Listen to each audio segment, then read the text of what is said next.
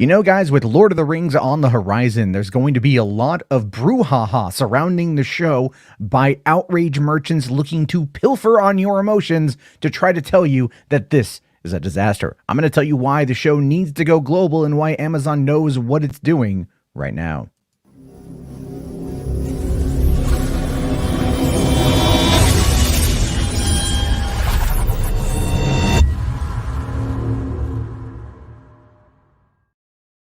Hey, what's going on, everyone? How you guys doing? Matt Jarbo here at 3 Buck Theater. And you know, I am excited for this upcoming Lord of the Rings television series coming in from Amazon Studios.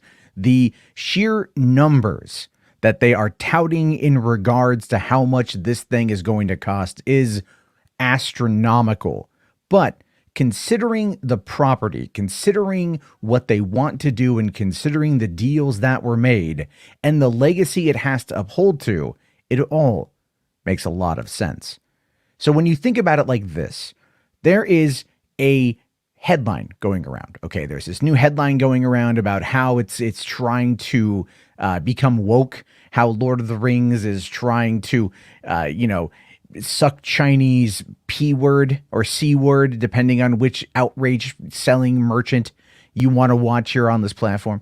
But the reality of it is this: these shows have to go global. These shows have to reach that kind of audience to justify the cost and the investment. This is not out of the norm.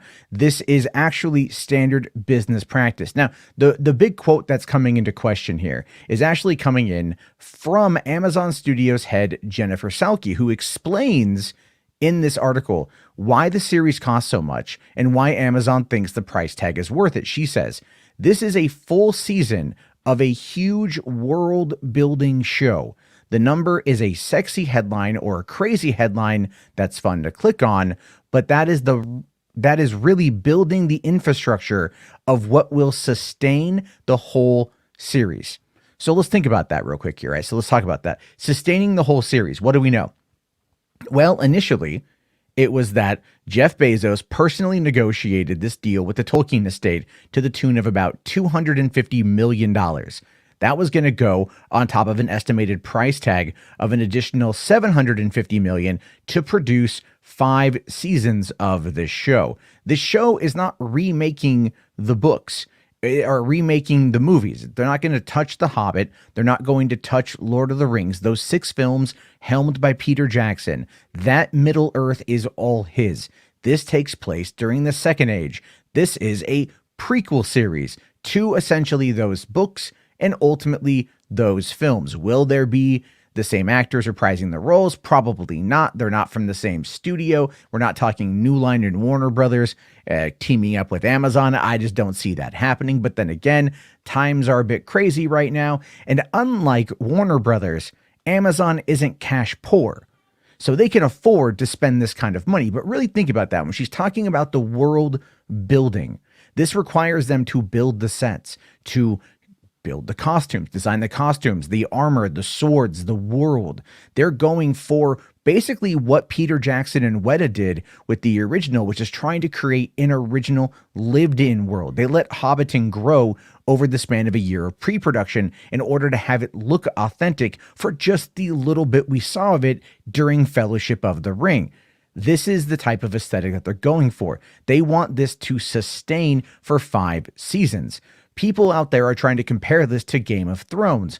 Game of Thrones, while a popular book series, did not reach peak popularity with the show until probably about season 3. And even then, it sustained itself all the way through to the end, where there were 40 million people watching the series finale. And there was another 40 million people who pirated the damn thing. So they know that the worldwide audience love of Game of Thrones was there, and Amazon is wanting to capture that, but it's going to take time to get there. They are putting in the upfront investment, and they are saying that, yeah, people are going to have to show up. In fact, Jennifer here goes on to say, but while Salke and Amazon may find the price justifiable, the show still has to be a hit to make it all worthwhile. So she says, as for how many people need to watch Lord of the Rings, a lot. A giant global audience needs to show up to it as appointment television, and we are pretty confident that this will happen. Now, what she is talking about there, when she's talking about appointment television, we're talking 9 p.m. Sunday nights. That's when Game of Thrones was on. Everyone knew 9 p.m. Sunday nights, Game of Thrones is going to be on HBO. That is your Sunday night television. That was the appointment she's talking about there. And we are at a point now where people are desperate to get back to some of that kind of normalcy because they want the water cooler show. They want to be able to talk about it at work the next day. People are dying to go back to that world. And we're getting closer and closer to getting there, even though there will be some things that will be changing. Today's CDC announcement is actually a pretty good thing for those of us who want to go back to the theaters. So what we're talking about here when it comes to the concept of a global audience isn't trying to suck up to communist China or to play into some kind of agenda or globalist agenda. The Alex Jones, believing idiots out there are going to try to push you on that narrative. There are people out there like Nerdrotic I've seen today who has come out and saying it's Lord of the Rings. Yes, Lord of the Rings is popular over the span of its just history. It has sold more than 150 million copies. That is wonderful. That is amazing. And guess what? Over the span of the last 20 years since the films came out, our population has gone from 6 billion to nearly 8 billion. There's a lot more people out there, and we're in an environment now where there's a lot more options for watching this kind of content. They're also not just building like these shows for 10 to 13 episode seasons. What I have read, and I could be wrong, and if I'm wrong, please correct me, but I don't believe that I am. I have read that they're talking 22 episode seasons. They are making this an event, like a massive multi-year event. They are investing the time, they are investing the money, they are investing the resources, and they're going to give it to us when it is ready. So this kind of odd, premature attack on this has nothing to do with the quality of the content, because guess what, folks? We haven't seen it. And in order to justify the money, they are going to need to get a worldwide audience to show up for it. And they're going to get there. It's Lord of the Rings. It's going to bring a lot of people. That's what she's talking about. It already has the fan base from 20 years ago. And it already has the fan base. Even the Hobbit movies still did pretty well.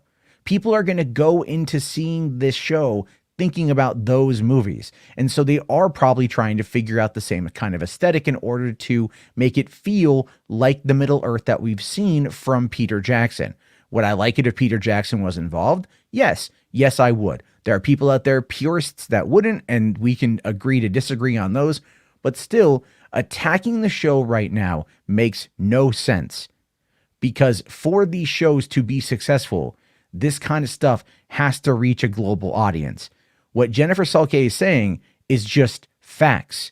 It's just what business people say to one another when talking about this kind of situation and these kind of streaming numbers to justify the overall cost. Never mind the fact that this is also a passion project for Jeff Bezos. Like I said at the beginning of this video, he personally negotiated this deal with the Tolkien estate in order to get this thing done. He wants a show that is going to be the equivalent of Game of Thrones. This is not something that is new. And the people that are freaking out today over this clearly have not done any bit of research on this show's property, on the production deals that we've known about it since they first announced it. We know that they want a show that's going to be as popular as Game of Thrones. Lord of the Rings, Wheel of Time, hell yeah, those are going to rival it, provided the show is good. But we don't know yet because we haven't seen it. And until we see it, this kind of premature outrage nonsense is simply just that, complete and utter nonsense. And as always, I want to hear your thoughts about this. Let me know down in the comments section.